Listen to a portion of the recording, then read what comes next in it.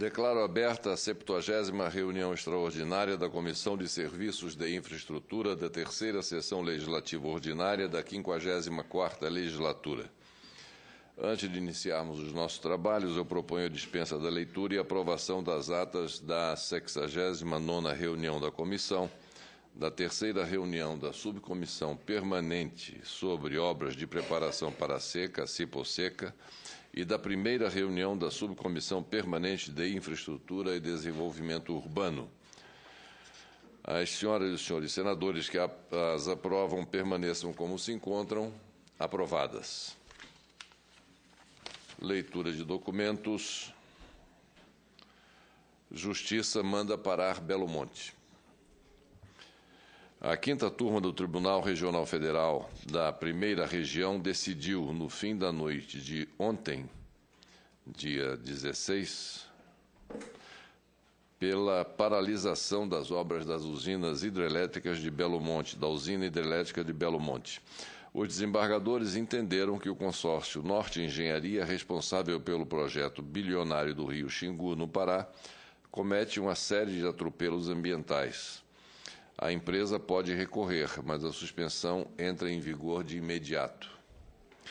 A sentença estipulou multa diária de 500 mil em caso de descumprimento da decisão e ainda impede repasses do Banco Nacional de Desenvolvimento Econômico e Social, BNDES, ao principal projeto energético do Programa de Aceleração do Crescimento, PAC. Em um voto que demorou mais de 3 horas para ser lido, o relator Souza Prudente, excessivamente prudente, fez duras críticas ao consórcio. Aspas. Eles querem tempo, isso é literal. Aspas. Eles querem tempo para concluir a obra faraônica. Adjetivo dado pelo próprio Dr. Souza Prudente.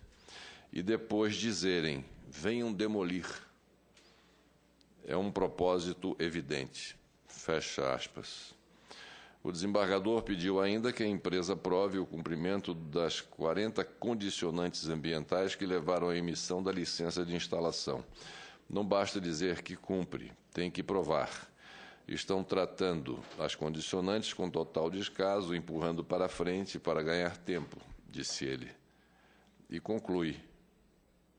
Não sou contra a obra. É meu dever fazer valer as leis ambientais. Imaginemos se ele fosse contra a obra. Essa é a 23ª paralisação sofrida pela usina de Belo Monte.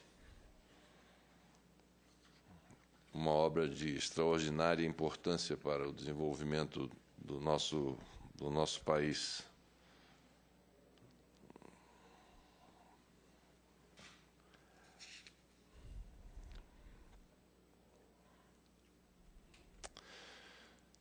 Comunicados. A Agência Nacional de Telecomunicações, Anatel, convida a Comissão de Serviços de Infraestrutura para a cerimônia de posse do senhor Igor Vilas Boas de Freitas, como membro do Conselho Diretor da agência. O senhor Igor Vilas Boas de Freitas foi indicado ao cargo de membro do Conselho Diretor da Anatel pela Presidenta da República, por meio da mensagem número 100 de 2013. A indicação foi aprovada por esta comissão e pelo plenário do Senado Federal no dia 4 de dezembro de 2013. A cerimônia será realizada no dia 17 de dezembro de 2013, hoje, portanto, às 14h30, na sede da Anatel, aqui em Brasília. O doutor Igor Vilas Boas é integrante do grupo de consultores legislativos do Senado Federal, que, como sempre, cada um dos senhores e senhoras senadores e senadoras testemunham, constituem um grupo de extrema importância para o trabalho desenvolvido por cada um de nós, graças à eficiência dos consultores legislativos do Senado, competência e qualificação. Segundo comunicado, 6º ciclo de audiências, relato do 4º painel. Em continuidade ao ciclo de audiências públicas denominado Investimento e Gestão, desatando o nó logístico do país, esta Comissão de Serviços de Infraestrutura realizou na quarta-feira, dia 4 de dezembro, o quarto painel do tema Água, Gerenciamento e Utilização, com a participação do senhor Pedro Brito, diretor-geral da Agência Nacional de Transportes Aquaviários, do senhor Ricardo Lins Portela Nunes, coordenador do Conselho de Infraestrutura da Federação das Indústrias do Rio Grande do Sul, da senhora Priscila Santiago, economista da Confederação Nacional do Transporte, e do professor Silvio dos Santos, engenheiro do Laboratório de Transportes e Logística da Universidade Federal de Santa Catarina. Em 1993, afirmou o senhor Pedro Brito, com a criação da Lei 8.630, que abriu os portos à iniciativa privada, houve a maior e mais importante mudança no sistema portuário brasileiro. Hoje, como no mundo inteiro, todos os portos brasileiros, inclusive públicos, são operados pela iniciativa privada.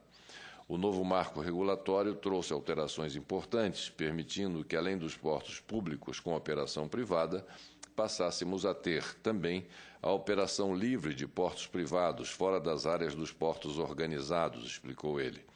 Segundo o palestrante, um dos principais gargalos da logística portuária brasileira é o acesso aos portos. Em Santos, disse ele, o maior porto da América Latina, responsável por cerca de 30% da movimentação de todo o comércio internacional brasileiro, onde é preciso vencer a serra até chegar a São Paulo, o modal rodoviário responde por cerca de 80% do transporte. Precisamos, com rapidez, substituir parte dessa movimentação pelas ferrovias e pelas hidrovias, pois todos os portos brasileiros sofrem hoje com essa questão dos acessos terrestres. Eu peço à secretaria desta comissão que dê como lido o relato integral desta audiência pública sobre os portos. Segundo comunicado, tratando da audiência pública sobre o projeto Centro-Oeste Competitivo. A Comissão de Serviços de Infraestrutura realizou na quarta-feira, dia 11 de dezembro, audiência pública destinada à apresentação do projeto Centro-Oeste Competitivo, atendendo a requerimento de Sua Excelência a Senadora Lúcia Vânia. Participaram da reunião o excelentíssimo senhor governador de Mato Grosso, Dr. Simval Barbosa, o secretário de Estado da Secretaria de Infraestrutura do Estado de Goiás, senhor Danilo de Freitas, o presidente da Federação das Indústrias do Estado de Goiás, senhor Pedro Alves de Oliveira, o diretor-presidente da Macrologística, senhor Renato Pavan, e o sócio-diretor da Macrologística, senhor Olivier Girard. O projeto Centro-Oeste Competitivo foi encomendado à empresa de consultoria Macrologística pela Confederação da Agricultura e Pecuária do Brasil e pela Confederação Nacional da Indústria. O objetivo é o de apontar saídas para evitar o apagão logístico na região, cuja produção cresce mais que a média nacional e enfrenta gargalos de infraestrutura que comprometem o seu escoamento e corroem a rentabilidade presumida. O estudo em questão elaborou um planejamento estratégico da infraestrutura de transporte e logística de cargas na região Centro-Oeste, incluindo os estados de Goiás, Mato Grosso do Sul e o Distrito Federal, de forma a atingir os seguintes alvos estratégicos: integrar fisicamente e economicamente os estados envolvidos no estudo e as demais regiões do Brasil e países sul-americanos, identificar e selecionar os sistemas de logística de menor custo voltados para o mercado interno e externo, formados pela infraestrutura de transporte de cargas da região abrangida pelo estudo e torná-los, assim, mais competitivos. Proporcionar a transformação dos sistemas de logística em eixos integrados de desenvolvimento, à medida que forem complementados com investimentos em energia, telecomunicação e capital humano, de modo a atrair as atividades econômicas, gerar emprego e renda e fomentar a inserção da região na economia mundial. E, por fim, liderar o processo de reconstrução e melhoria da infraestrutura brasileira, com a participação da iniciativa privada. Da mesma forma, peço à secretaria desta comissão que dê como lido o relatório integral desta audiência pública em que foi tratado do projeto Centro-Oeste Competitivo. Quarto comunicado, Panorama Econômico Internacional, resultado da reunião da OMC em Bali, da Organização Mundial do Comércio em Bali, na Indonésia. A reunião ministerial de Bali realizou-se no período de 3 a 7 de dezembro. Demorou um dia além do que estava inicialmente previsto. E seu principal resultado teve importante caráter simbólico, no sentido de que a Organização Mundial do Comércio sobrevive como foro de negociações comerciais. Embora se temesse fracasso completo, o que deixaria a OMC como um mero tribunal de controvérsias comerciais, chegou-se a consenso sobre um acordo de facilitação do comércio. Trata-se de entendimento em torno de medidas de caráter alfandegário que visam tanto a diminuição da burocracia aduaneira quanto a harmonização das legislações nesse âmbito. Outro objetivo é a melhoria das condições físicas e operacionais das alfândegas. Espera-se que a União Europeia, o Banco Mundial e a OCDE, a Organização de Cooperação e de Desenvolvimento Econômico, contribuam para que os países mais pobres possam treinar funcionários e construir instalações adequadas. Esse acordo deverá ainda ser ratificado por 2/3 dos 159 países membros da OMC. Em muitos países, o instrumento será submetido a demorados trâmites legislativos.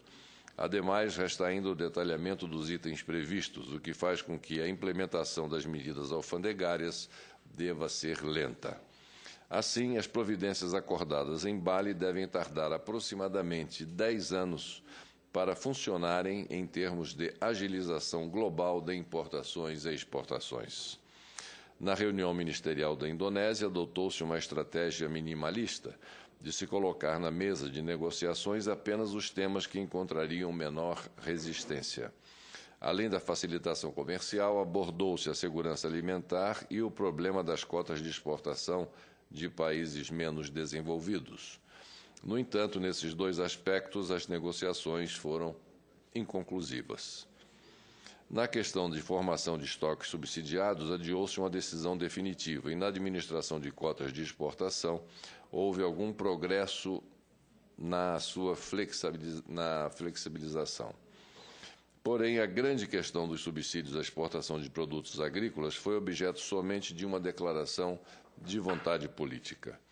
É uma manifestação de vontade não obrigatória e sem prazo de cumprimento. De toda forma, há de se ressaltar a eficiente atuação e coordenação do diretor-geral da OMC, o embaixador brasileiro Roberto Azevedo, não só pelo resultado que foi possível alcançar pelo consenso, mas também pela estratégia de, neste primeiro momento, priorizar o resgate da imagem e da importância da própria organização. A participação do ministro Luiz Alberto Figueiredo das Relações Exteriores reforçou e muito a posição brasileira. Tendo evitado que a OMC caísse na irrelevância que estava ameaçada pelo fracasso da rodada Doha, lançada em 2001, conforme nós sabemos, a organização deverá enfrentar uma agenda difícil daqui para frente, mesmo porque suas decisões devem ser consensuais entre os 159 países que a compõem. O Brasil ganhará com a melhoria alfandegária e com a flexibilização de cotas, mas a questão dos subsídios agrícolas dos países ricos e suas barreiras tarifárias ou não tarifárias permanece em suspenso.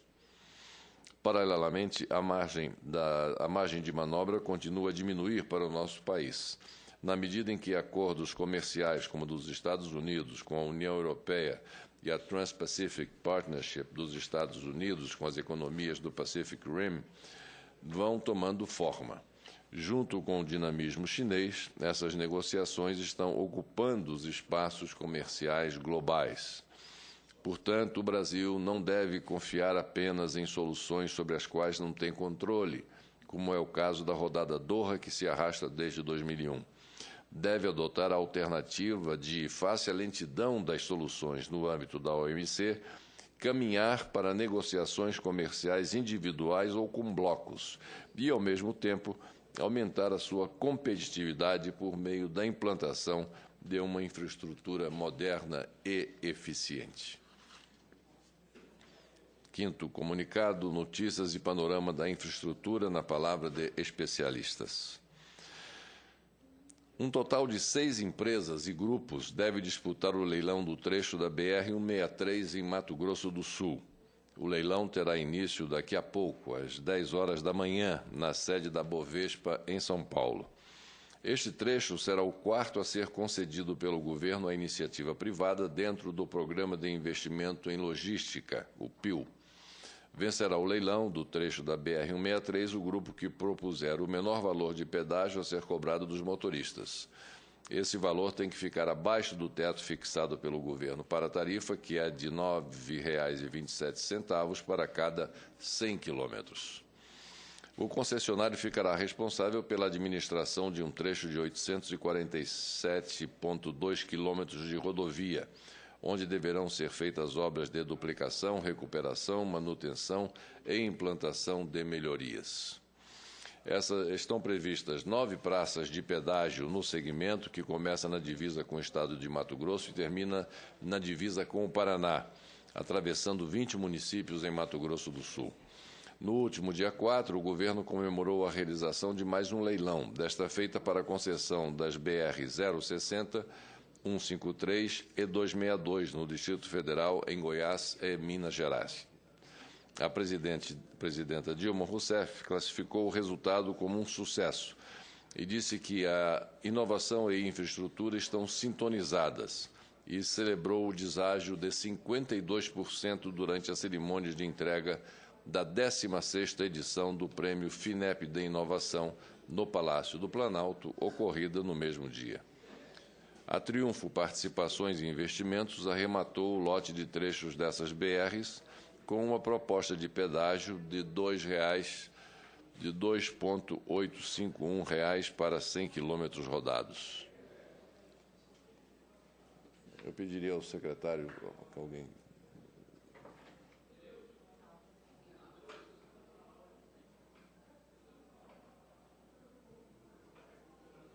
Eu pediria que ficasse alguém aqui no apoio, por favor, e que mandasse fechar aquela porta lá no final.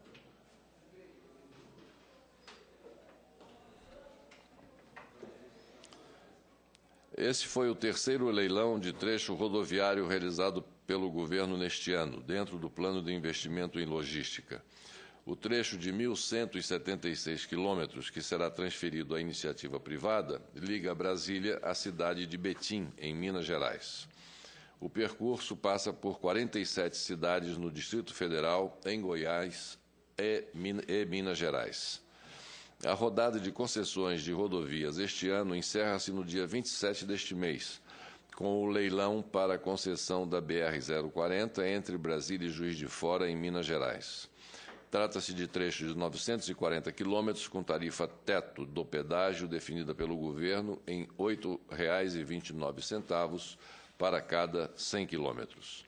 A rodovia deverá ser concedida dentro do Programa de Investimento em Logística, PIL, do Governo Federal, que já licitou a BR-050 entre Goiás e Minas Gerais em setembro e concedeu o trecho da BR-163 em Mato Grosso. Lançado em agosto do ano passado para eliminar gargalos de infraestrutura no país, o PIL prevê a concessão de 9 trechos rodoviários, num total de 7.500 quilômetros. Mas, segundo a ministra-chefe da Casa Civil, Gleice Hoffmann, há uma grande probabilidade de o governo desistir de conceder à iniciativa privada 3 dos 4 lotes restantes incluídos no programa. São eles: a BR-262, entre Espírito Santo e Minas Gerais, a BR-101, na Bahia, e a BR-116, em Minas Gerais.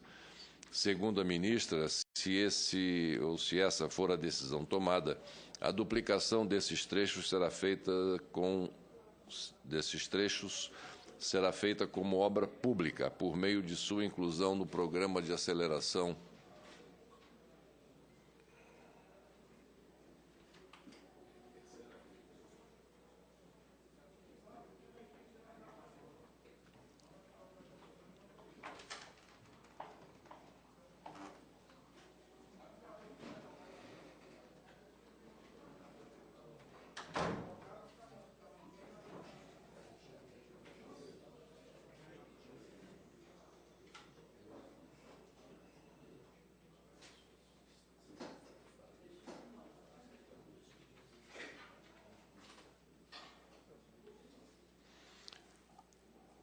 Segundo a ministra, se essa for a decisão tomada, a duplicação desses trechos será feita como obra pública, por meio da sua inclusão no Programa de Aceleração do Crescimento ou via Departamento Nacional de Infraestrutura de Transportes. O objetivo do governo é conseguir tarifas baixas de pedágio para evitar o aumento do custo de transporte de mercadorias por essas rodovias e, assim, melhorar e baratear o escoamento de cargas no país. Em setembro, o governo chegou a oferecer o trecho da BR-262 entre o Espírito Santo e Minas Gerais, no mesmo leilão em que foi disputada a BR-050 entre Goiás e Minas Gerais. Mas não houve interessados na primeira das rodovias em disputa. O revés com a BR-262 levou o governo a mudar todo o cronograma de leilões do programa. O ministro dos Transportes, César Borges, anunciou que seria dada prioridade entre os 8 trechos restantes àqueles considerados mais atrativos pelo mercado. A ausência de proposta para a BR-262 e agora a possibilidade de retirada de 3 trechos do plano de concessão ocorrem depois de o governo ceder a diversos pedidos do setor empresarial para garantir o sucesso dos leilões. O valor teto para os pedágios de todas as rodovias foi elevado, o prazo das concessões subiu de 25 para 30 anos e o prazo para financiamento de 20 para 25 anos. Além disso, a chamada taxa interna de retorno dos investidores aumentou de 5,5% para 7,2%. Confirmando-se a retirada dos 3 trechos do PIL, disse a ministra Gleisi Hoffmann que o governo faria em 2014 apenas mais um leilão de rodovia federal dentro dessa primeira fase do plano, o da BR-153, entre Goiás e Tocantins.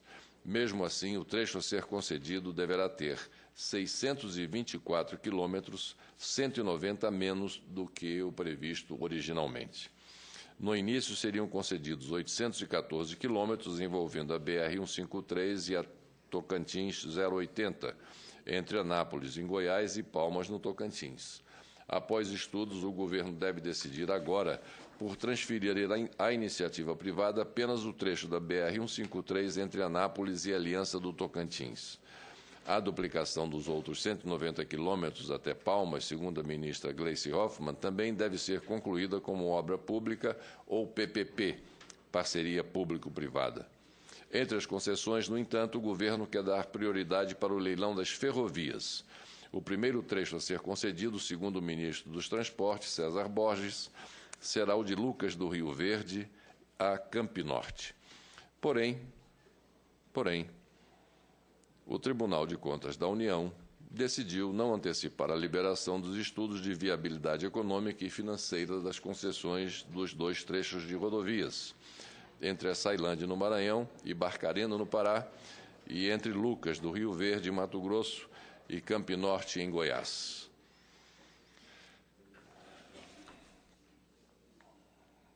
Outra decisão tomada na última terça-feira, dia 10, também pelo Tribunal de Contas da União, impediu o governo de leiloar ainda este ano o arrendamento dos principais terminais em portos públicos, dentro das novas regras fixadas pela Lei de Portos, sancionada neste ano pela presidenta Dilma Rousseff.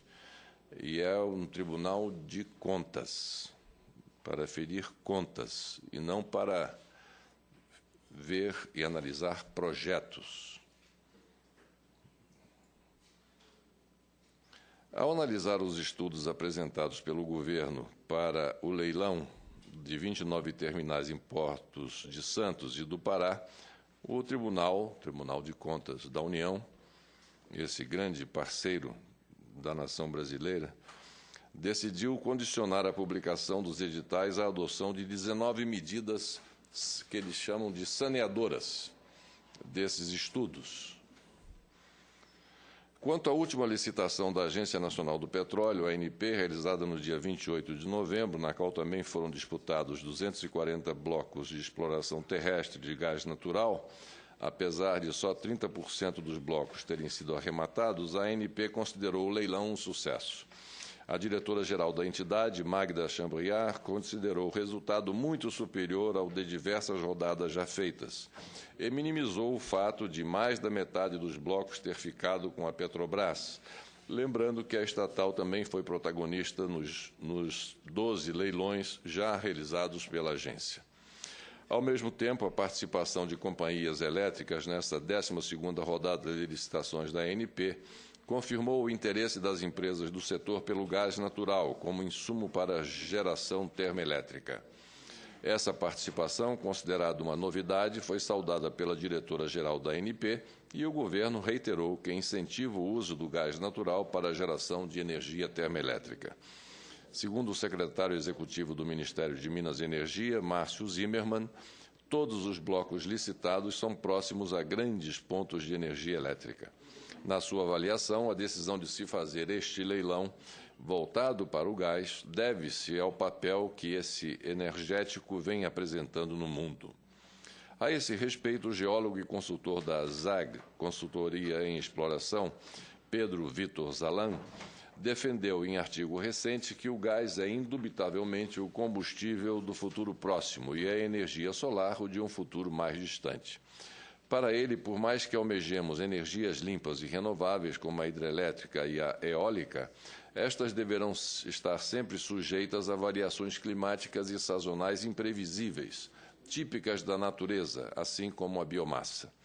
Ressalta o especialista que o gás natural é muito mais abundante que o óleo, muito menos poluente que o carvão, não é radioativo e, uma vez descoberto, a sua disponibilidade só depende de tecnologia e não está sujeita aos humores do clima.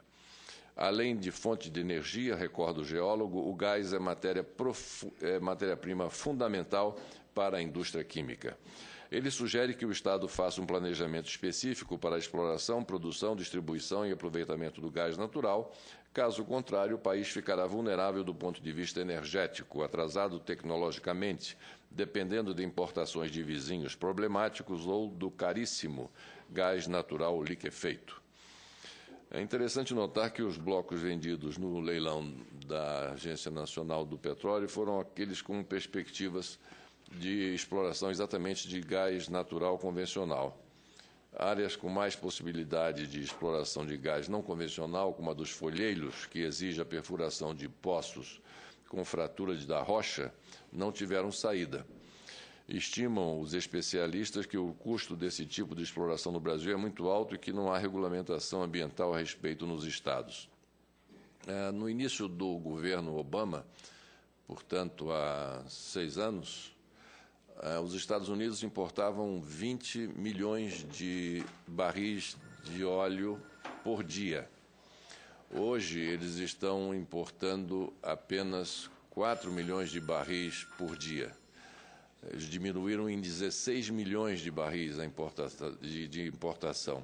E isso graças à exploração que eles lá estão fazendo do gás do folheiro, que realmente tem essa questão da fratura das rochas, que essa fratura pode ocorrer, ou essas fraturas ocasionar alguns abalos sísmicos, além da questão da poluição ambiental, que deve ser bem dimensionada e também encontrada uma solução para que não haja tanto impacto no meio ambiente. Mas o fato é que é uma alternativa que deve ser considerada por todos. A propósito, para a comunidade científica, o Brasil não possui estudos geológicos suficientes que permitam a exploração segura de gás não convencional, como é o caso. Parecer técnico elaborado por entidades do governo federal ligadas ao meio ambiente sugere uma discussão mais ampla antes de o país explorar essa alternativa energética, o que parece bastante razoável. O parecer elaborado pelo Grupo de Trabalho Interinstitucional de Atividades de Exploração e Produção, formado por membros do IBAMA, do Ministério do Meio Ambiente e do ICMBio, foi entregue à ANP e alerta quanto à ausência de estudos ambientais preliminares e mesmo de conhecimento de importantes características geológicas para as áreas ofertadas. No documento, os técnicos afirmam que a geologia de diversas bacias ainda é pouco conhecida, mesmo para a exploração de gás convencional, não havendo segurança em relação ao isolamento ou à conectividade de importantes camadas sedimentares. Por sua vez, a exploração do gás não convencional utiliza a técnica do fraturamento hidráulico, com explosões de rochas e uso de muita água. Essa atividade, banida em vários países europeus e mesmo em áreas de países produtores, como especificamente lá nos Estados Unidos, o estado de Nova York e em Quebec, no Canadá, é alvo de preocupação no que diz respeito à contaminação de aquíferos e potencial indutor de movimentos sísmicos. O relatório do Grupo de Trabalho Interinstitucional conclui pela necessidade de uma discussão clara e abrangente por parte dos diversos segmentos da sociedade com relação a essa tecnologia. Sexto e último comunicado, o relato das atividades da comissão no ano de 2013. A Comissão de Serviços de Infraestrutura realiza hoje sua última reunião do ano de 2013. Ao concluir os trabalhos dessa sessão legislativa, gostaria de trazer ao conhecimento de Suas Excelências, as senhoras senadoras e os senhores senadores integrantes deste colegiado, um resumo das atividades desenvolvidas ao longo do ano. Ao todo, no âmbito da Comissão de Serviços de Infraestrutura, realizaram-se 77 reuniões, contando com a de hoje, sendo 64 extraordinárias, 6 conjuntas e 7 reuniões de subcomissões. Desse total, 46 reuniões foram dedicadas a audiências públicas, sendo 32 dentro da Agenda 2013-2014, referente ao ciclo de debates intitulado Investimento e Gestão, desatando o nó logístico do país. Das audiências públicas realizadas em 2013, participaram 110 palestrantes, sendo 86 do ciclo de debates entre autoridades e especialistas dos diversos segmentos da infraestrutura.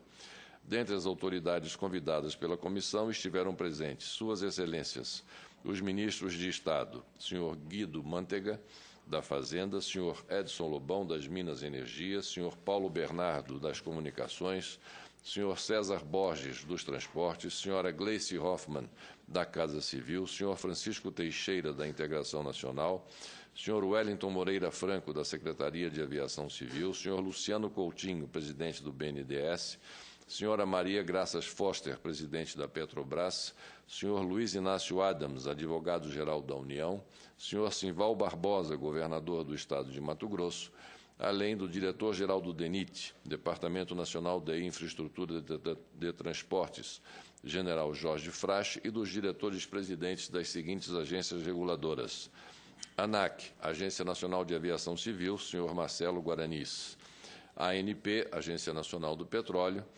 Gás Natural e Biocombustíveis, senhora Magda Chambriard; Anatel, Agência Nacional de Telecomunicações, senhor João Batista de Rezende; ANA, Agência Nacional de Águas, senhor Vicente Andreu Guilo; e ANTAC, Agência Nacional de Transportes Aquaviários, senhor Pedro Brito. A agenda de debate da Comissão de Serviços de Infraestrutura, cujas 32 ausências realizaram-se preferencialmente às segundas-feiras, às 18 horas, foi dividida em 6 grandes ciclos temáticos, e estes ciclos em painéis específicos, nos quais foram abordados os principais problemas e soluções dos seguintes macrosetores: energia, transporte, mineração, aviação, comunicações e água. As demais 14 audiências públicas realizadas fora do ciclo de debates da Agenda 2013-2014 foram produto de requerimento dos integrantes da comissão. Nesses encontros foram debatidos os seguintes temas: problemas estruturais nas rodovias sob a responsabilidade do DENIT, parcerias público-privadas e as perspectivas de oportunidades nos projetos de infraestrutura, política de investimentos, desenvolvimento e fomento do BNDES e os modelos, instrumentos e fontes de financiamento para a infraestrutura, política de desinvestimentos da Petrobras, atuação do IBAMA em obras de infraestrutura, situação dos servidores do DENIT, opção pela construção de usinas hidrelétricas a fio d'água, impacto de longo prazo da qualidade universalizada da educação na economia, na infraestrutura e no bem-estar social, primeira rodada de leilões do pré-sal sob o regime de partilha, avanços do novo marco regulatório do pré-sal, os problemas e as soluções dos diversos modais de transportes no Brasil, processos de contratação e concessão de obras rodoviárias, ferroviárias, portuárias e aeroportuárias, proposta de suspensão por 30 anos da construção de novas usinas termonucleares no Brasil e, por fim, a apresentação do projeto Centro-Oeste Competitivo. Uma inovação implantada pela Comissão de Serviços da Infraestrutura foi a participação direta de ouvintes, telespectadores e internautas nas audiências públicas e sabatinas realizadas ao longo de 2013. Por meio do Alô Senado e das redes Twitter e Facebook, demos oportunidade a toda a sociedade de envio de comentários e perguntas aos palestrantes, autoridades e sabatinados. Trata-se, sem dúvida, de um novo instrumento de democracia direta e ao vivo, em que a Comissão de Serviços de Infraestrutura foi precursora no âmbito do Congresso Nacional, com o registro de uma excelente repercussão e participação dos cidadãos de todas as regiões do Brasil. Quanto às reuniões deliberativas, foram apreciadas 94 proposições, sendo 12 projetos de lei do Senado, 4 projetos de leis da Câmara, 6 mensagens de indicação de autoridades com as respectivas sabatinas, um relatório final da subcomissão, um projeto de lei em turno suplementar, 54 requerimentos, 15 emendas orçamentárias da comissão e 2 atos da Comissão de Serviços de Infraestrutura. Das 6 sabatinas realizadas, 2 foram dedicadas à indicação de diretores da Agência Nacional de Petróleo, 2 para a Agência Nacional de Energia Elétrica e 2 para a Agência Nacional de Telecomunicações. Das 7 reuniões das subcomissões, 3 foram da subcomissão temporária sobre aviação civil, presidida por Sua Excelência o senador Flecha Ribeiro e relatada por Suas Excelências os senadores Vicentinho e Vital do Rego, e tendo sido o seu relatório final aprovado no dia 9 de abril de 2013. 3 reuniões da Subcomissão Permanente sobre Obras de Preparação para a Seca, Ciposeca, criada este ano sob a presidência de Sua Excelência o senador ministro José Pimentel, e uma reunião da Subcomissão Permanente de Infraestrutura e Desenvolvimento Urbano, cujos trabalhos foram retomados também este ano sob a presidência de Sua Excelência o senador Inácio Arruda. Outra importante atividade desenvolvida pela comissão foi o acompanhamento sistemático do andamento das obras do setor de transportes por meio de relatório atualizado semanalmente pelo DENIT e sempre distribuído para conhecimento e análise dos integrantes da comissão nas reuniões de quartas-feiras às 7h30 da manhã. Em virtude desse acompanhamento das obras de transporte, sobretudo das rodovias federais, a comissão realizou também uma diligência no estado de Rondônia, com a presença dos respectivos senadores, para verificação in loco do andamento das obras. Além disso, a Comissão de Serviços de Infraestrutura promoveu ainda, juntamente com a Secretaria de Comunicação do Senado Federal, o lançamento da revista Em Discussão, com o tema Mobilidade Urbana. Realizou-se também a aposição do retrato de Sua Excelência, a senadora Lúcia Vânia, ex-presidenta desta comissão, na galeria dos ex-presidentes da Comissão de Serviços de Infraestrutura.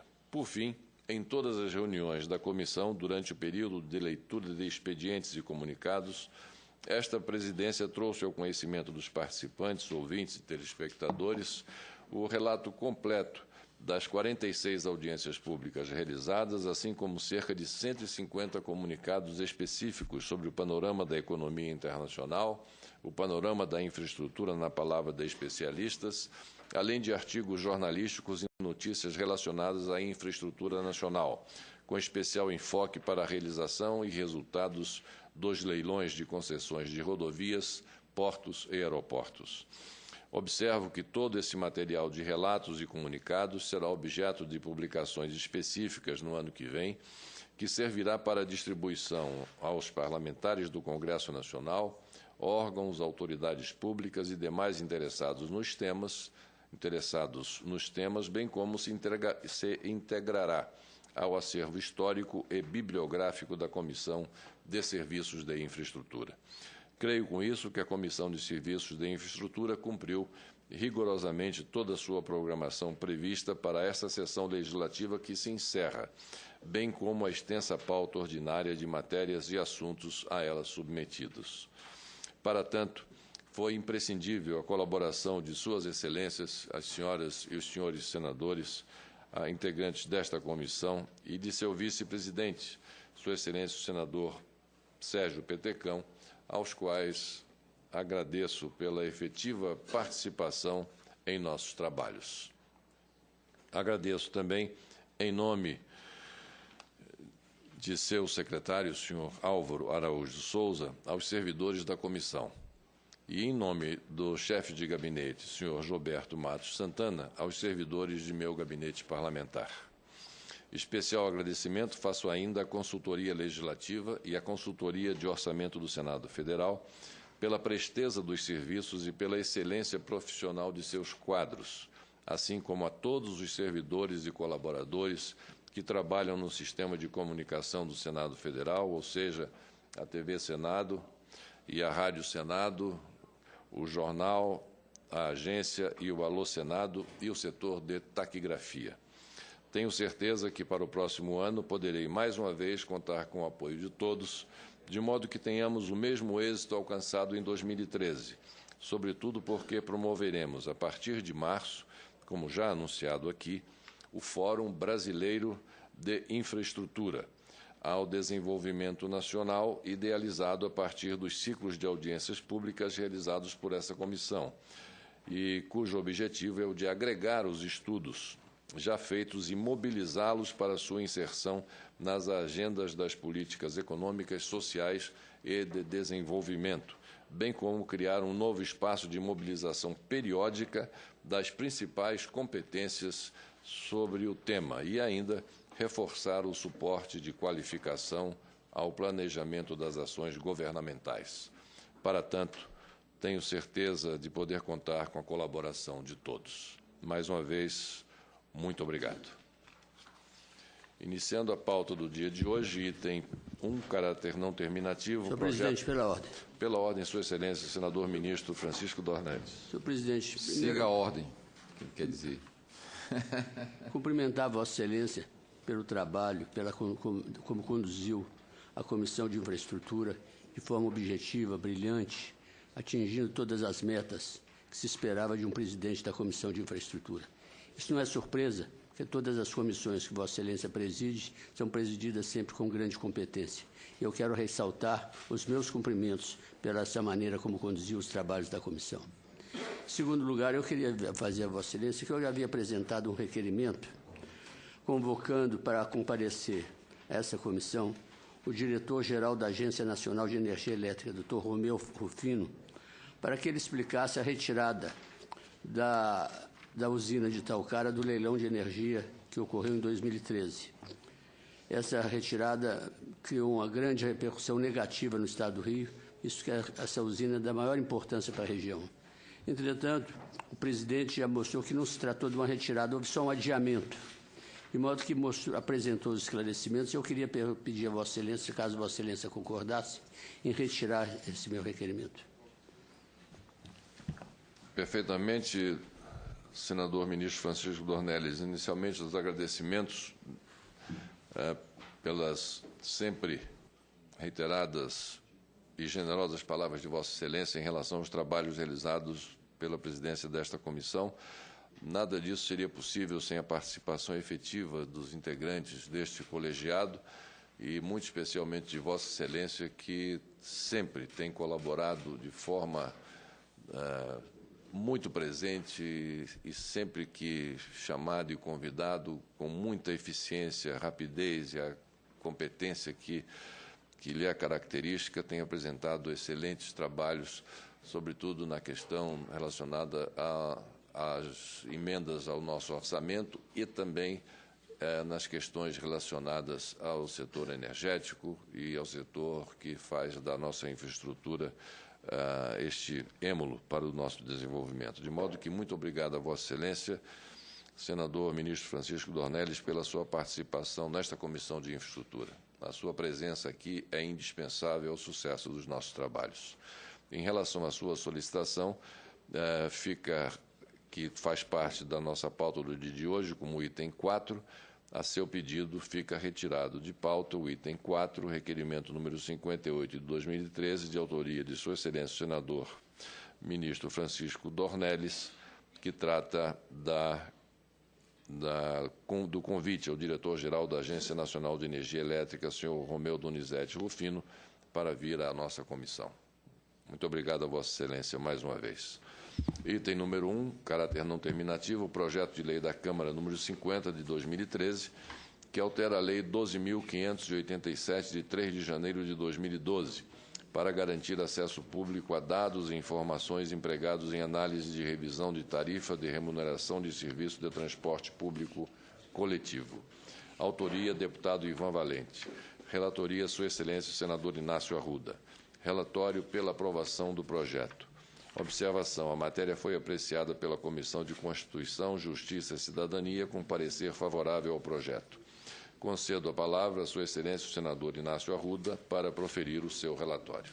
Senhor presidente, senhoras e senhores senadores, primeiro quero registrar acho que o apreço de toda a comissão pelo trabalho que Vossa Excelência vem desenvolvendo, entre estes o debate sobre as questões dos gargalos da infraestrutura brasileira, com sessões de debate sobre temas específicos, com a participação de setores amplos da sociedade brasileira. Acho que aqui nós tivemos intelectuais, nós tivemos acadêmicos, nós tivemos gente diretamente ligada ao setor do serviço público, nós tivemos o setor privado. Acho que não teve nenhum setor da atividade econômica e da relação com os problemas sociais que essa infraestrutura causa, que não tenham vindo aqui, não tenham sentado, não tenham discutido, não tenham debatido e dado opiniões, muitas vezes controversas entre eles, mas que vão demonstrando o apoio de todos à busca que Vossa Excelência se propôs, que é de encontrar soluções para essas questões, de proposições que ajudem o nosso país. O caráter da reunião e das reuniões patrocinadas por Vossa Excelência, elas foram, nós podemos usar porque virou moda a expressão republicana, mas a República é mais do que centenária, então era para ter sido usado já desde esse tempo, mas muitas vezes se convida só aqueles que a gente gosta, e Vossa Excelência não se apegou a isso. Não, todos têm direito a dar opinião, sejam favoráveis às minhas ideias ou não. Acho que isso foi muito positivo para a comissão. Vossa Excelência vai entregar um trabalho extraordinário, que acho que tudo isso tem que ser transformado em material palpável, tanto eletronicamente como, se for possível, em papel reciclável, para a gente poder ajudar a questão ambiental do nosso país, que Vossa Excelência também é um patrocinador desse tema no Congresso Nacional e no governo, quando ali esteve. Então, eu gostaria também de fazer esse registro pelo trabalho, o zelo com que Vossa Excelência cuidou da Comissão de Infraestrutura do Senado Federal, que é uma das mais significativas, das mais importantes. Muito obrigado. E vem a análise nossa aqui na comissão, o projeto de lei de autoria do deputado Ivan Valente. Ivan Valente é um cuidadoso deputado de São Paulo. Ele busca responder a uma questão muito simples. O que quer o deputado Ivan Valente? Ele quer que a discussão e o debate do conteúdo que garante o ajuste das tarifas de transporte público sejam publicizadas. E veja a questão capciosa da política e do texto legal. Quando se produziu a Lei da Mobilidade, que foi uma conquista, eu lembro que eu era deputado e nós estávamos discutindo, aliás, eu, Pinheiro e companhia éramos deputados, e se discutiu o tema da mobilidade, que infelizmente só chegou ao Senado quando nós também já éramos senadores. Mas o fato é que a capciosidade diz que a publicidade, que é uma conquista legal e constitucional, no caso da mobilidade urbana e no caso do ajuste de tarifas, se dariam quando você tivesse que fazer ajustes extras. Uma situação, digamos, o preço dos combustíveis aumentou tão exageradamente que você precisava fazer um ajuste extra. Ou o salário teve um aumento tão grave que você precisava fazer ajustes extras. Mas e nos ajustes ordinários, anuais, é preciso ou não se acudir desse preceito legal? Ora, claro que sim. Então, o deputado Ivan Valente, ele busca fazer essa pequena correção, que tem grande impacto. Por quê? Porque todos estão obrigados, todos os prefeitos e todos os governadores, a dar publicidade ampla ao conteúdo de como se encontrou aquele valor para a tarifa. Eu digo que isso é muito importante porque tive a oportunidade de participar como representante da Federação de Bairros e Favelas de Fortaleza, do Conselho Municipal de Transportes Urbanos. E era um debate muito intenso para que a gente pudesse exigir dos técnicos a explicação adequada para garantir que a tarifa fosse aquele valor, respondendo a vários itens que compõem o preço final da tarifa de transporte público. Então, a questão é muito simples, do deputado Ivan Valente, e, portanto, o que ele quer é mais publicidade, mais conhecimento público. Esse é um tema recorrente, está na casa, está sendo debatido. A questão da tarifa, o preço da tarifa, como se encontrou aquele valor.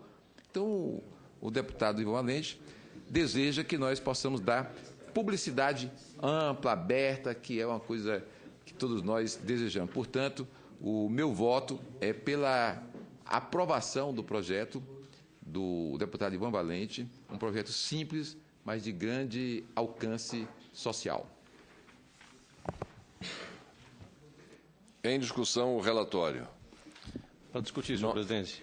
Para discutir, Sua Excelência, o senador Assir Gurgax. Inicialmente, senhor presidente, eu quero também cumprimentar a Vossa Excelência pelo grande trabalho, excelente trabalho feito à frente dessa comissão. Deu um novo ritmo à Comissão de Infraestrutura, nos possibilitou, por exemplo, o início da obra da BR-364 e o acompanhamento daquela obra tão importante para todos nós.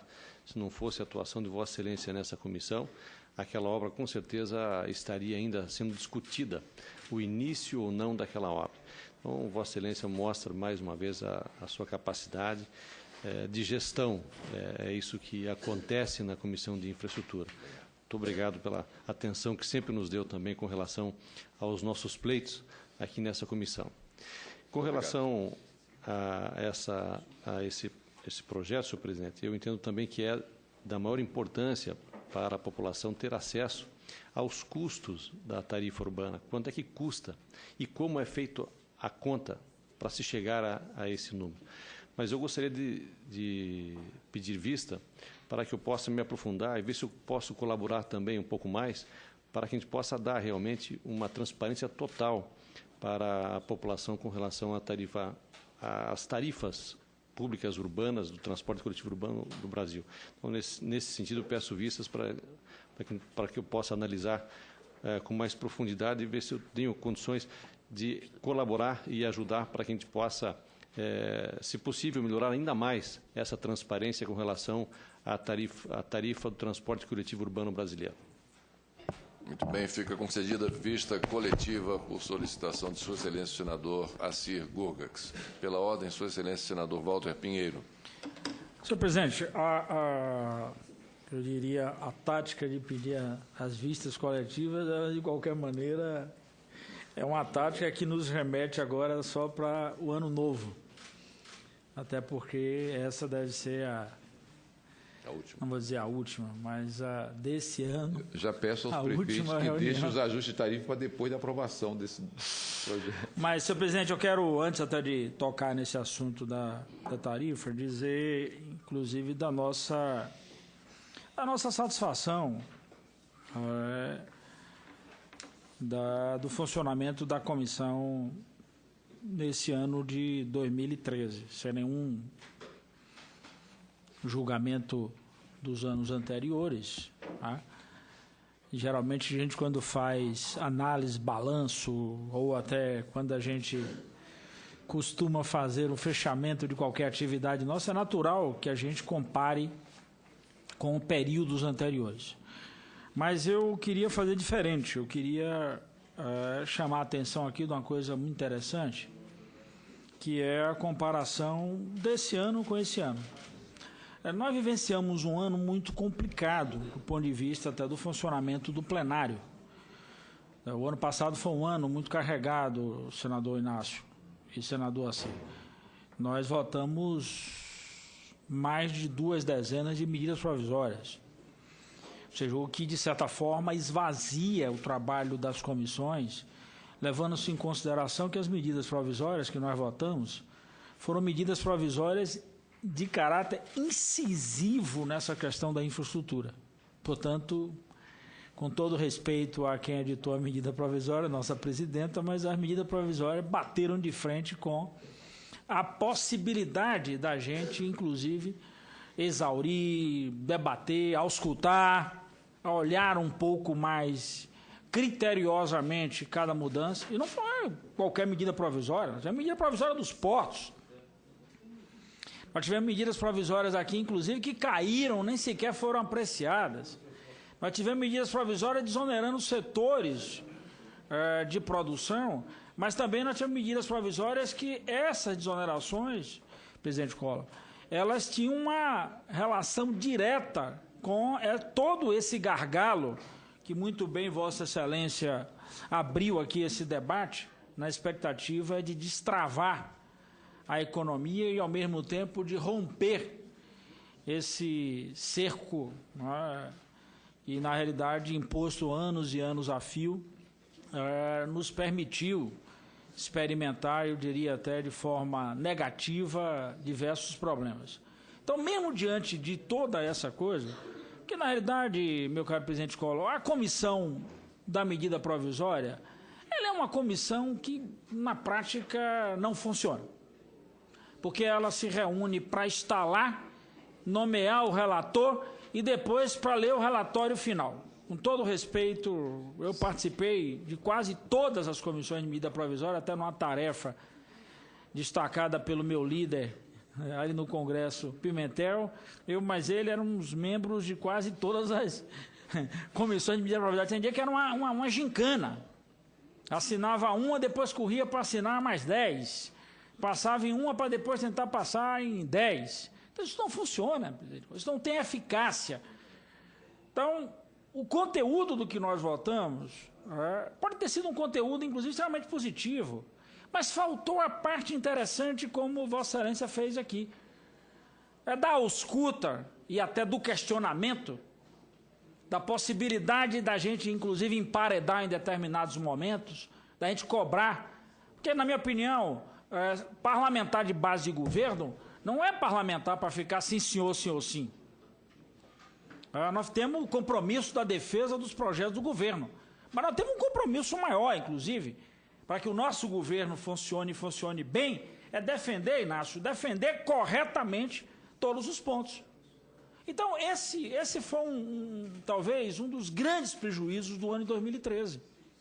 E nós votamos coisas importantíssimas. Aí nós estamos agora com um problema na questão dos portos, aí o TCU vai lá e... Sabe o que é isso, presidente Collor? Faltou exatamente a ausculta, faltou afinar aqui as coisas, faltou a gente, inclusive, botar aqui na mesa, nesse debate, vamos lá, vamos abrir, vamos reformular, vamos reestruturar o setor de portos, Inácio, mas vamos tomar outras medidas. Ferrovias também. Ferrovia, as concessões.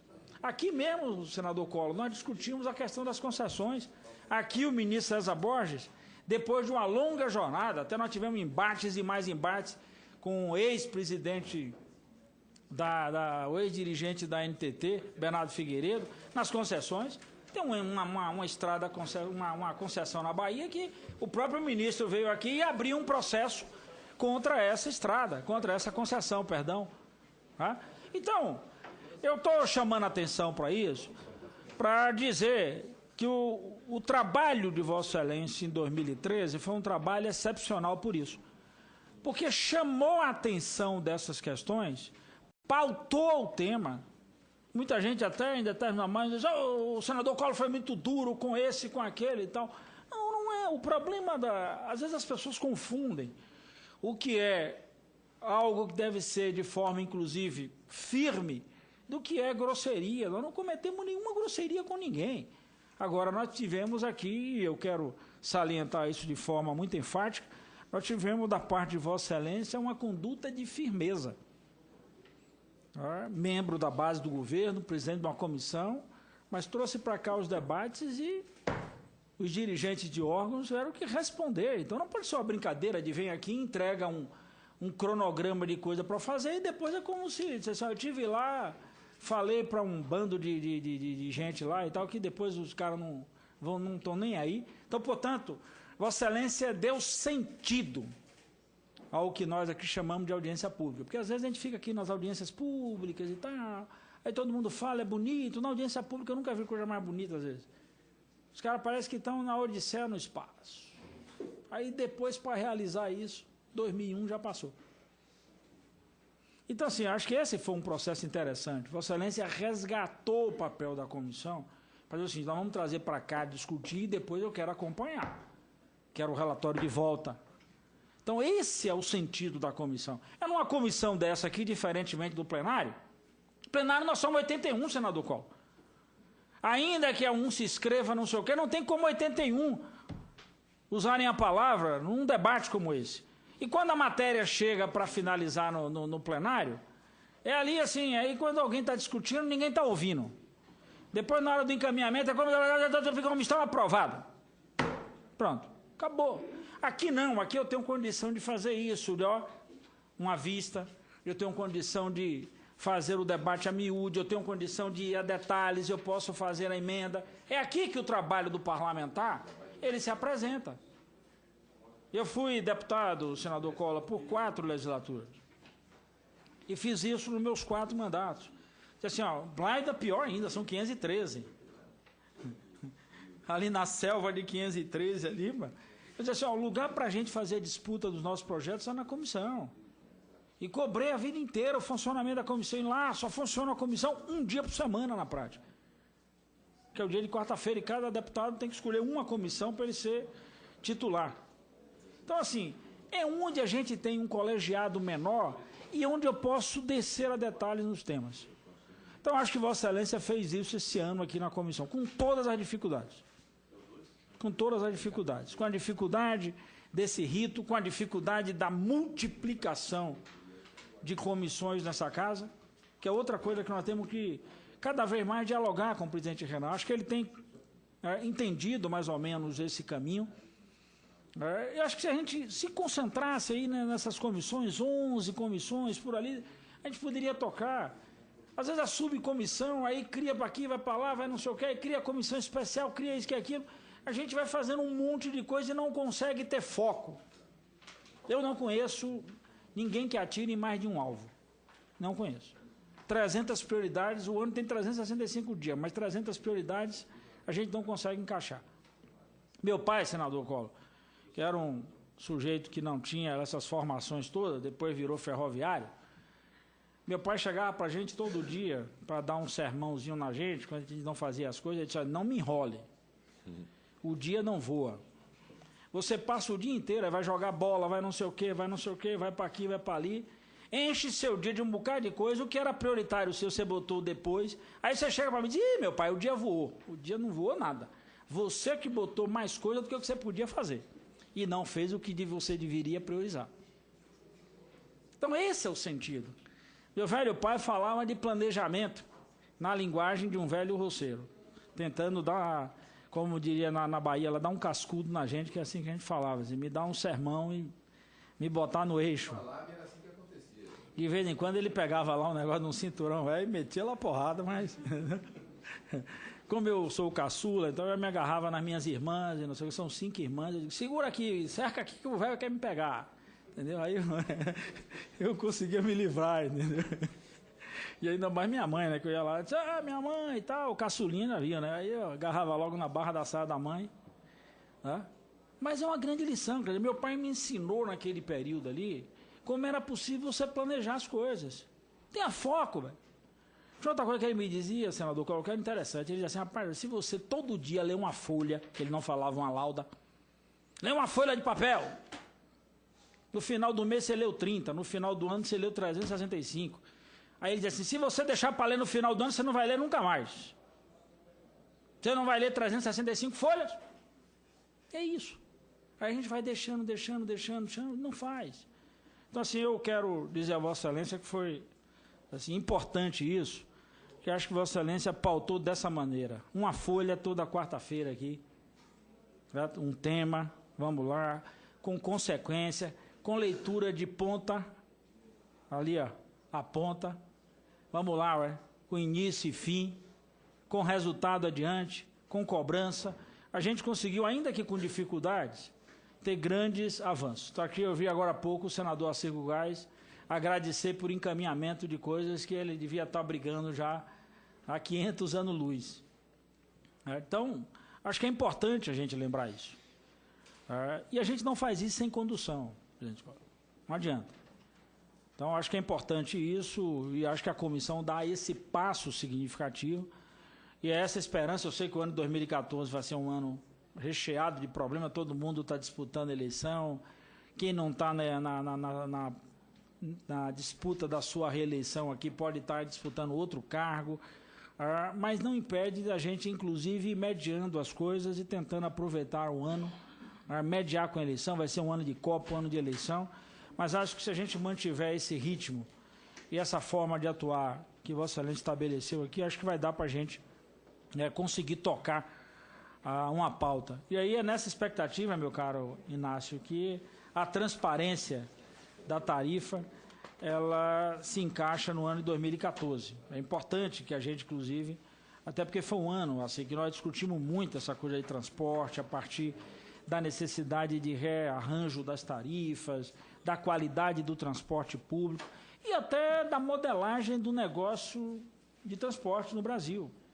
Então, portanto, eu quero parabenizar Vossa Excelência e dizer que foi um ano muito proveitoso e foi extremamente prazeroso para todos nós aqui, não só a convivência, como também o resultado do trabalho que foi impresso por todos nós, mas que teve em Vossa Excelência, eu diria, a condição maior de tocar, de acordar cedo, de estar aqui 7h30, de desafiar aí essa questão do horário, mas principalmente a proeza de listar os temas e tentar estabelecer um nível de encaminhamento para os assuntos que são extremamente importantes para um processo de um país que precisa dar respostas na ponta.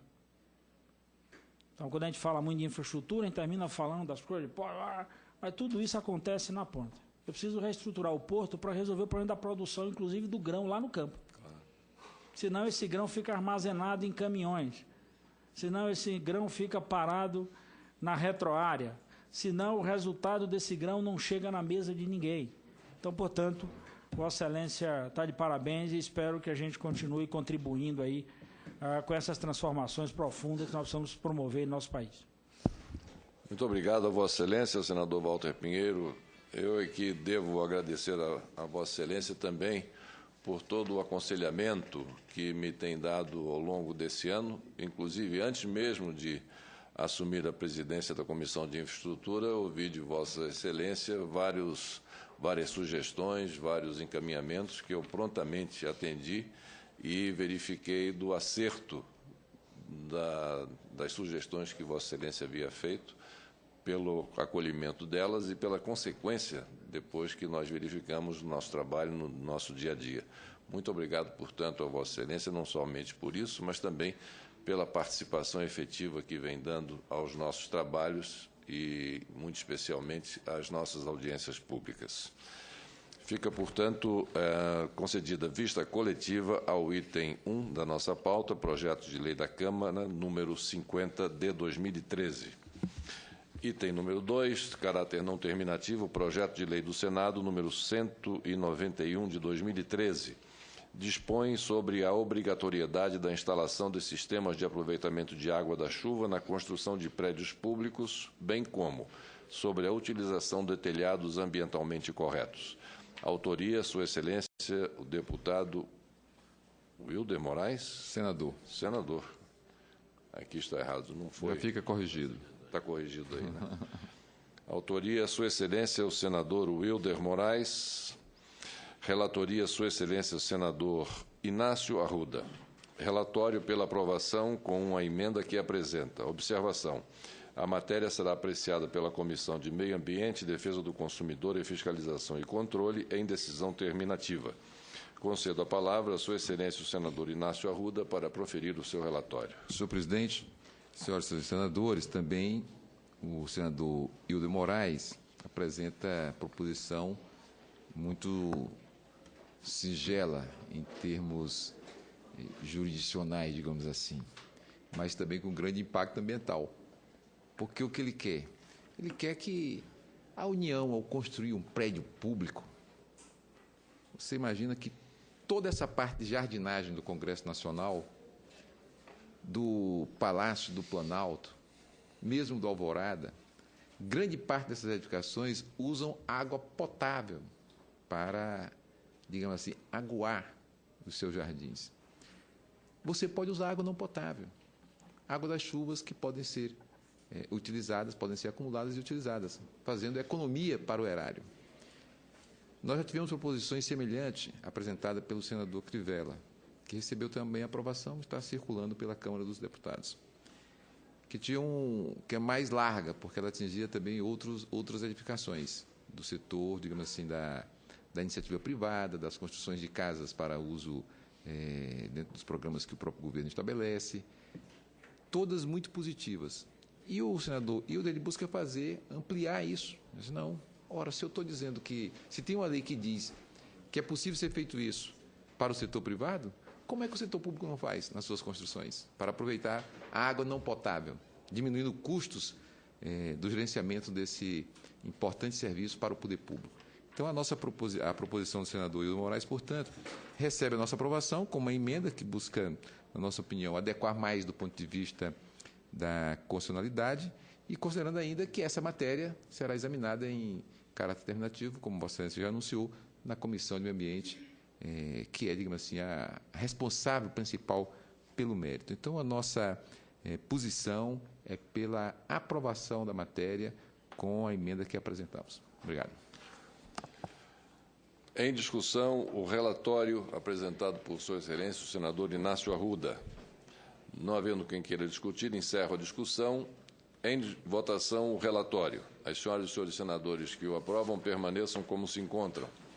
A matéria vai à Comissão de Meio Ambiente, Defesa do Consumidor e Fiscalização e Controle para prosseguimento de sua tramitação. Foi aprovado com a emenda apresentada por Sua Excelência, o senador relator Inácio Arruda. Item número 3, caráter não terminativo, projeto de lei do Senado número 252, de 2011. Cria o programa de microdestilarias de álcool e biocombustíveis, Promicro, e dá outras providências. Autoria, Sua Excelência. Então, a assessoria aqui está colocando deputados. Autoria, Sua Excelência, senador Assir Gurgax. Relatoria, Sua Excelência, senador Wellington Dias. Relatório pela aprovação nos termos do substitutivo que apresenta. Observação. A matéria será apreciada pela Comissão de Assuntos Econômicos e, em decisão terminativa, pela Comissão de Agricultura e Reforma Agrária. Concedo a palavra a Sua Excelência, o senador Wellington Dias, para proferir o seu relatório. Não estando ele presente, designo como relator ad hoc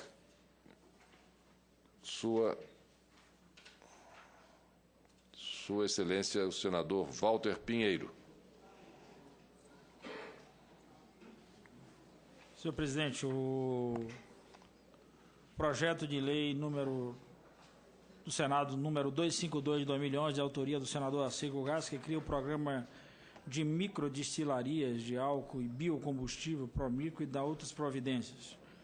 O nobre senador Wellington Dias teve a oportunidade de analisar a matéria, meu caro presidente, e apresentou um conjunto de sugestões que transformadas essas sugestões em emendas, portanto, compreendendo principalmente a natureza da boa contribuição para essa questão do etanol, né? E no que diz respeito principalmente o efeito que isso tem na nossa economia, né? Tanto do aspecto da definição a definição química dessa mistura, portanto, o aspecto do biocombustível, quanto também a questão dessa amplitude né, não só em relação ao que engloba o biodiesel e o etanol, mas também outras substâncias que são estabelecidas no regulamento da Agência Nacional de Petróleo. E aí nessa análise, o nobre relator Wellington Dias apresenta o seu relatório enquanto substitutivo e identificou a necessidade de alterar uma parte expressiva da abordagem normativa do PLS ora em questão, com a criação, substituindo pela criação de um programa de instituição de política nacional capaz de nortear ações e programas governamentais e que tratam a produção de biocombustível por meio de micro-usinas. Então, esse foi o escopo da mudança produzida pelo senador Wellington Dias. Portanto, compreende e absorve a natureza da sugestão do senador Arcílio Gás, e eu diria até, com todo respeito ao autor, mas, sim, o relator teve a possibilidade de ir um pouco mais além, não só abrigando e abraçando a sugestão, mas estabelecendo exatamente uma linha de programa. Em face disso, o relator votou pela aprovação da matéria, apresentando aqui um substitutivo, introduzindo exatamente essas mudanças. Ou seja, para os efeitos da lei, o que é que devem ser adotados enquanto as matérias para a consagração desse programa, o estabelecimento dos objetivos, as diretrizes do programa, os instrumentos, portanto, de forma muito, eu diria, bem elaborada, o relator aproveitou muito bem a ideia do senador Arcílio Gás, e aí trabalhou essa questão no que diz respeito à utilização desse programa e, claro, no caso, para a aquisição, que acho que é uma das questões importantes aqui no projeto de lei, para adquirir o biocombustível das micro-usinas, e as cooperativas e associações de produtores rurais devem possuir ponto de abastecimento autorizado pela ANP. Portanto, eu diria, dando uma amplitude a esse programa, portanto, da ideia brilhante do senador Arcílio Gás, que aqui nós estamos assistindo a transformação numa boa matéria, constituindo um programa para identificar, para dialogar, para absorver com a microatividade, a microusina, numa das áreas extremamente sensíveis do país hoje. Então, portanto, somos pela aprovação da matéria, conforme o brilhante relatório apresentado pelo senador Wellington Dias. Muito obrigado, a Sua Excelência, o senador Walter Pinheiro, relator ad hoc da matéria. Vou colocar em discussão o relatório. Para discutir, Sua Excelência, o senador Inácio Arruda. Senhor presidente, como Vossa Excelência pode perceber, essa matéria trata de combustíveis. Combustíveis normalmente mexe com preços. Preços está ligado à questão das tarifas. E tarifas, inclusive, de transporte público. Mas eu não vou pedir vista, porque Vossa Excelência lembra a aliança da Lúcia Vânia, tem uma foto de Vossa Excelência, e Vossa Excelência instituiu uma comissão temporária para nós tratarmos exatamente dessa questão dos biocombustíveis no Brasil. E daquela comissão que eu tive a honra de ser indicado por Vossa Excelência para presidir, nós tiramos uma proposição que já tramita, já passou aqui pelo Senado, também já está na Câmara dos Deputados, tratando desses aspectos da produção, inclusive das pequenas, que foi o grande problema nosso, foi resolver esse problema da pequena produção, do uso dessa pequena produção. Por quê? Porque ela não pode, ou não poderia sair da área, a sua comercialização não poderia sair daquela área de atuação dessa pequena destilaria. Porque se ela sai, ela passa a estar sujeita, e já está, mas estaria sujeita aos rigores da legislação imposta e ao controle da Agência Nacional de Petróleo, Gás, Biocombustíveis e Energias Renováveis, o nome é comprido, que praticamente limitaria a capacidade de comercialização dessas pequenas destilarias. E o senador Assir Gurgax vem exatamente buscar corrigir esse aspecto, de encontrar os meios que garantam a esse pequeno produtor que ele pode produzir e comercializar ali, desde que seja estritamente ligada à associação e à cooperativa, especialmente as cooperativas locais. Então, ela tem um âmbito de circulação limitado, de espaço limitado. Porque se ela ganha o mundo, ela se sujeita a uma rigorosa legislação que inviabiliza, digamos assim, inviabiliza o negócio. Então, acho que o senador Assir e o nosso relator, Walter Pinheiro, relator indicado aqui por Vossa Excelência, buscam encontrar exatamente a maneira mais adequada de permitir que esses pequenos negócios no Brasil, que têm grande importância, que têm grande impacto, que gera emprego, que gera renda, que distribui, possam comercializar esse importante produto, que é uma energia, digamos assim, mais limpa possível. Então, quero cumprimentar o relator e também o autor, dizer que o tema, embora seja bastante polêmico, eu não vou pedir vista, esperando que não tenha nenhum impacto no preço das tarifas. Muito obrigado, a Sua Excelência, o senador Inácio Arruda. Para discutir, senhor presidente. Para discutir, senhor presidente. Para discutir o autor do projeto de lei número 252 do Senado. Impacto negativo. Assir Gurgax. Muito obrigado, senhor presidente.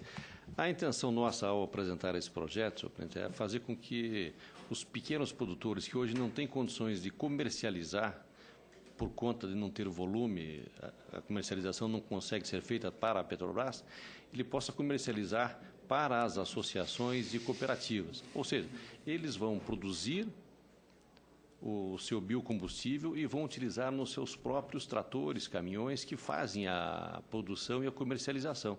Dessa forma, dando uma possibilidade da produção. Sem a comercialização de pequeno porte, não haverá condições da produção através das microdestilarias ou microprodutores de biocombustível, biodiesel, cana-de-açúcar, do álcool, através da cana-de-açúcar. Então, é uma maneira que nós encontramos de fazer com que o pequeno produtor possa produzir e comercializar. Se ele não tiver como comercializar, não no varejo, qualquer pessoa, que seria impossível o controle, mas uma comercialização através de associações e cooperativas, com certeza a própria cooperativa que esse produtor faz parte é que vai comprar e comercializar. É claro, sempre aos olhos da ANP, que sempre realmente tem prezado pela qualidade do produto. Então, entendo que dessa forma esse projeto vem a atender os pequenos produtores rurais brasileiros, senhor presidente. Muito obrigado. Muito obrigado a Sua Excelência, o senador Assir Gurgax, autor do projeto de lei do Senado número 252. Encerrada a discussão, coloco em votação o relatório apresentado por Sua Excelência o senador Walter Pinheiro, relator ad hoc da matéria, com o substitutivo oferecido. Em votação, o relatório. Não havendo... Senhoras e senhores senadores que estejam de acordo, permaneçam como se encontram. Aprovado o relatório do projeto de lei do Senado número 252, com o substitutivo oferecido pelo relator ad hoc, Sua Excelência, senador Walter Pinheiro. Item 4 da pauta, requerimento número 59 de 2013 desta Comissão de Infraestrutura, como disse no início da nossa reunião de hoje, por solicitação do autor, Sua Excelência, o senador Francisco Dornelles, fica retirado de pauta o requerimento número 59 de 2013. Antes de encerrarmos a nossa reunião, proponho a dispensa da leitura e aprovação da ata da presente reunião. As senhoras e senhores senadores que a aprovam, permaneçam como se encontram. Aprovada. Por fim, agradecendo a presença de todas as senhoras e senhores senadores, informo que a Comissão de Serviços de Infraestrutura retomará seus trabalhos após o recesso parlamentar na 4ª Sessão Legislativa Ordinária da 54ª Legislatura. Desejando a todos boas festas e um feliz 2014, declaro encerrada a presente reunião.